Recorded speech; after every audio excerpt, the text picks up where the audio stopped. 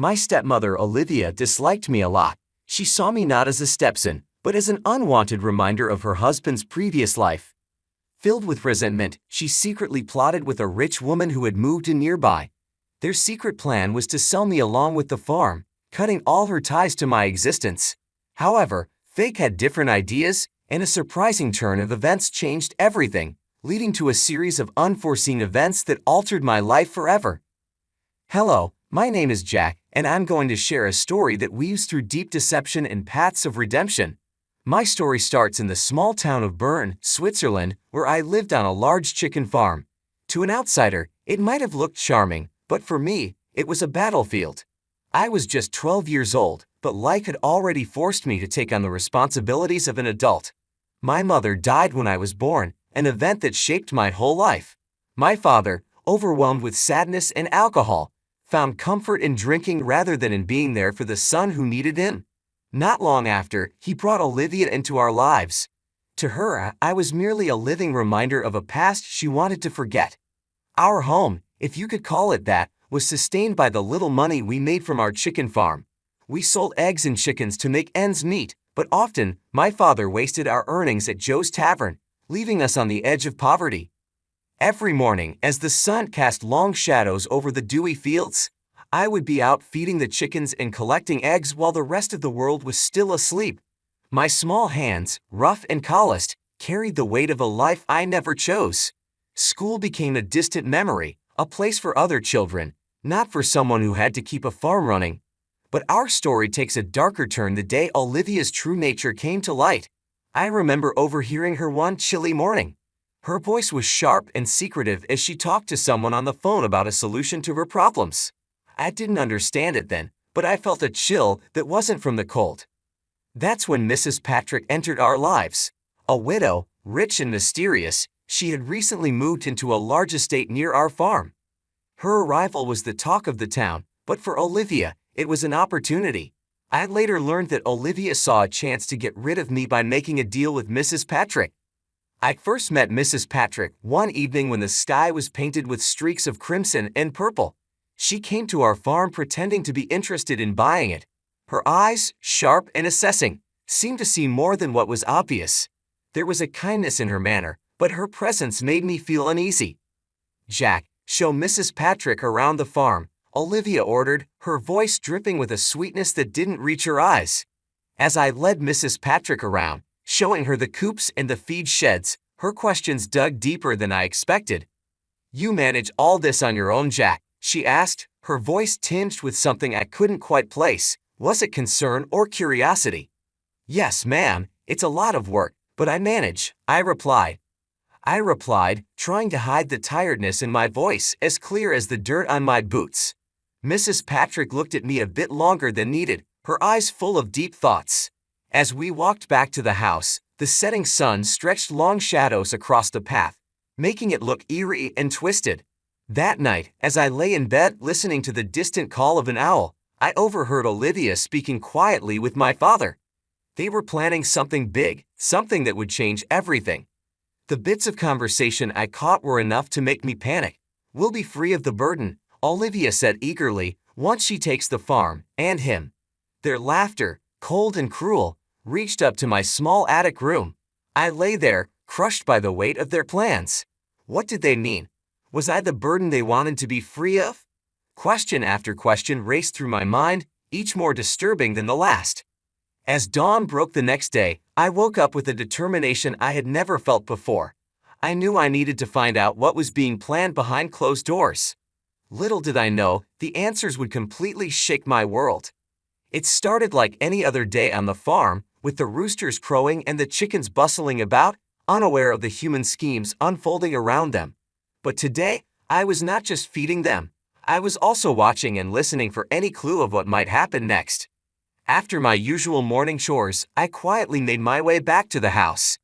The front door was slightly open, a careless mistake, or maybe a chance I needed.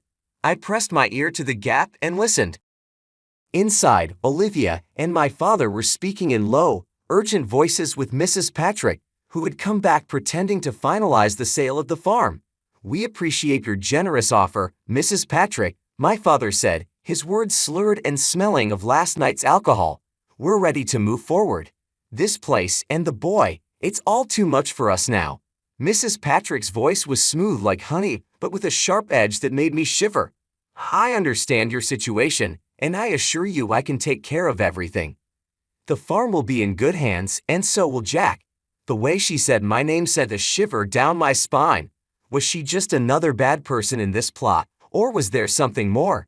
Determined to find answers, I took a risk later that day while Olivia was in town and my father was sleeping off another drinking session.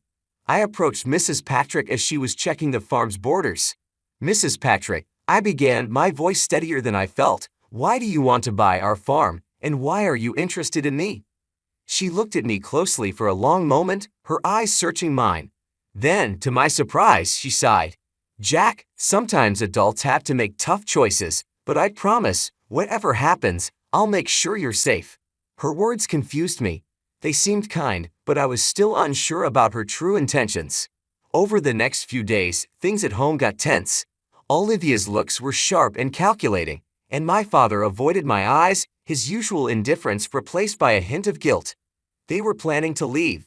One night, I heard them talking about a new life, one without the farm and without me. The day before everything was to be finalized with Mrs. Patrick, I decided to confront Olivia. I found her in the kitchen, packing dishes with more care than she had ever shown me. "Olivia," I said, my voice cracking with a mix of fear and anger, "what's going to happen to me?" She stopped and turned slowly, her expression cold. "Jack, you're going to a better place. Mrs. Patrick will take good care of you, better than we ever could." "But I don't want to leave," I protested, my voice rising. Olivia's expression hardened. "It's not about what you want, Jack. It's for the best."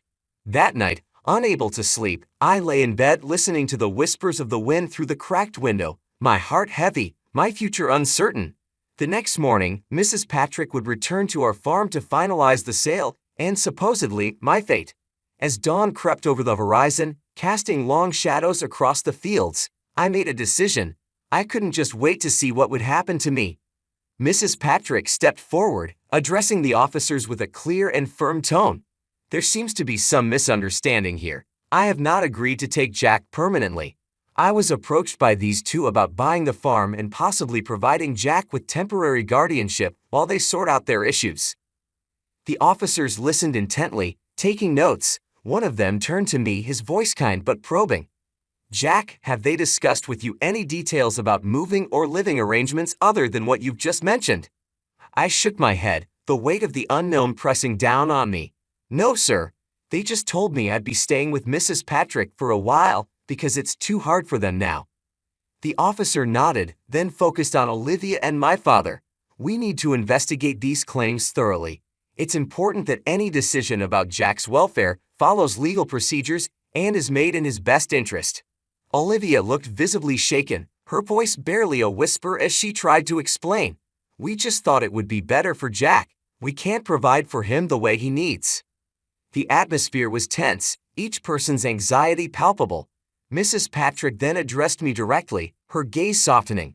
"Jack, regardless of what happens, I want you to know that my offer to help is sincere. But any long-term decision will need to be properly vetted and approved."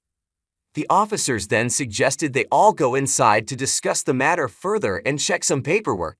We also had a social worker who will need to speak with Jack and assess his living conditions, one officer added as they ushered the group towards the house. As they moved inside, I stood there for a moment, trying to process everything. The fear of the unknown mingled with a flicker of hope, knowing that these officers might just help me find a stable and caring environment. The future was still uncertain, but for the first time in a long while, I felt like there were adults around who might actually look out for my best interests. I never planned to take Jack away without his agreement or the proper legal steps. I was here to talk about buying the farm, but when I found out about the child's situation, I became worried. I contacted the police because I was concerned for his safety and well-being. The officers nodded and then turned their attention back to Olivia and my father. "We need to check some documents and have a longer talk about Jack's custody and your financial actions," one officer said, gesturing for them to lead the way inside. As they walked into the house, Mrs. Patrick stayed back with me for a moment. Jack, no matter what happens today, I want you to know that my home is always open to you, and not because of any deal, but because you deserve a safe and loving place," she said. Her words felt like a warm blanket around my shivering shoulders. I nodded, not fully understanding the legal details, but feeling a spark of hope in the midst of the chaos. Inside, the officers started their questioning, pulling out documents that Olivia and my father struggled to explain. It quickly became clear that there were mistakes and possibly fake information in the paperwork related to the farm sale. As the officers dug deeper, Olivia's cover finally fell apart. It was all his idea, she burst out, pointing a trembling finger at my father. He wanted to sell the farm and get rid of the kid. I just went along with it. My father, his face now showing despair, looked at me, his eyes finally meeting mine. "Jack, I'm sorry. I thought it would be better for you." The room spun around me as accusations were made and confessions came out. The officers took notes, their faces serious. The betrayal hurt, but the truth coming out also brought a strange relief. Finally, the reality of my life was being acknowledged by those who could change it. As the morning turned into afternoon, decisions were made. Olivia and my father were taken into custody for further questioning, and I was left in the temporary care of Mrs. Patrick. As we left the farm, I looked back at the only home I'd ever known, feeling the weight of my past and the uncertain promise of my future. As we drove away from the farm, the landscape of my past turned into a blur of green and gray, a picture fading into the background of my new reality. Seated next to Mrs. Patrick in the warmth of her car, I started to feel a cautious hope for what lay ahead.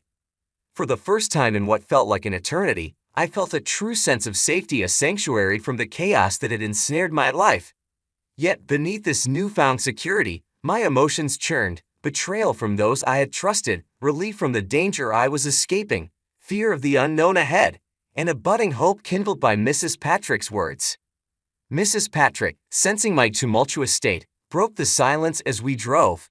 "Jack, I know today has been extraordinarily difficult, and the days ahead will involve many changes, but remember, you're not alone anymore," she assured me, her voice a soothing balm to my frayed nerves. She revealed that she had been observing the farm for some time, suspecting that not all was as it seemed. Her intervention, she explained, wasn't solely about the property itself, but was driven by a concern for my well-being. As we arrived at her estate, I was struck by its grandeur. The house, large yet welcoming, was surrounded by lush gardens bursting with vibrant colors, a stark contrast to the drab existence I had known. The gardens, a riot of hues, seemed almost surreal in their beauty, providing a visual feast that lifted my spirits. Over the subsequent days, Mrs. Patrick took the necessary legal steps to stabilize my situation. She was appointed my temporary guardian, and the process to officially make her my foster parent was initiated. During this period, I came to learn more about her. Unable to have children of her own, and having lost her husband a few years prior, she lived in a large estate that seemed too quiet for just one person. It was clear her heart had ample room for more. One sunny afternoon, as we meandered through her rose garden, the air fragrant with the scent of blooms, Mrs. Patrick paused and faced me. Her expression was earnest. "Jack, I want you to understand that you are not a replacement or a charity case," she began, her voice firm yet kind. "You are a brave young boy who deserves a chance at happiness.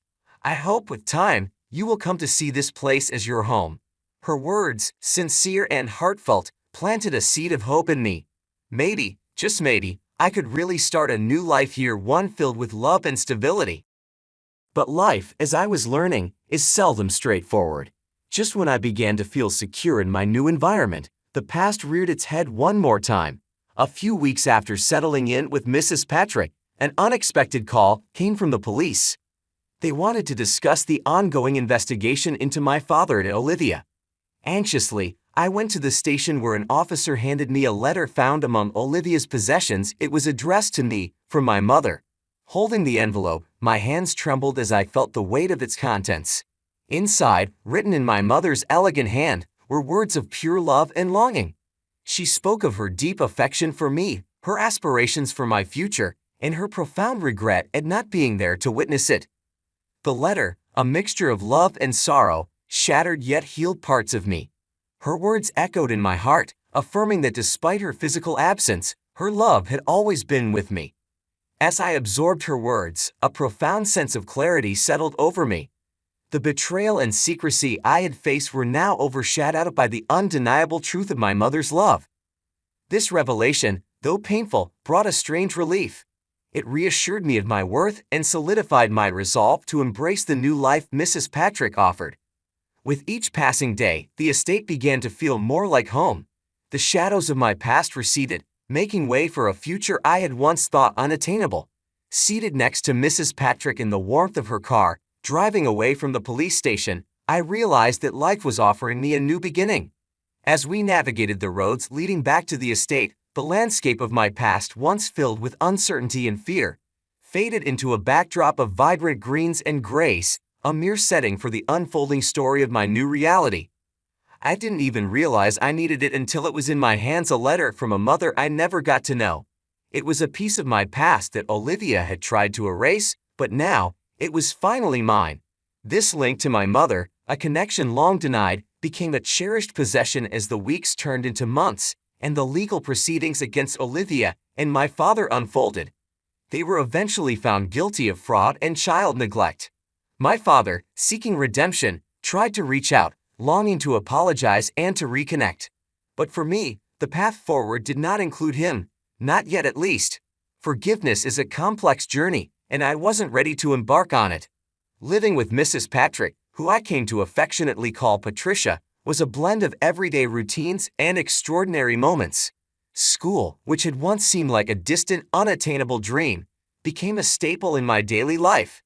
Patricia supported me in every way. She encouraged my studies, supported my exploration of new hobbies, and most importantly, she helped me navigate the tangled emotions of my past.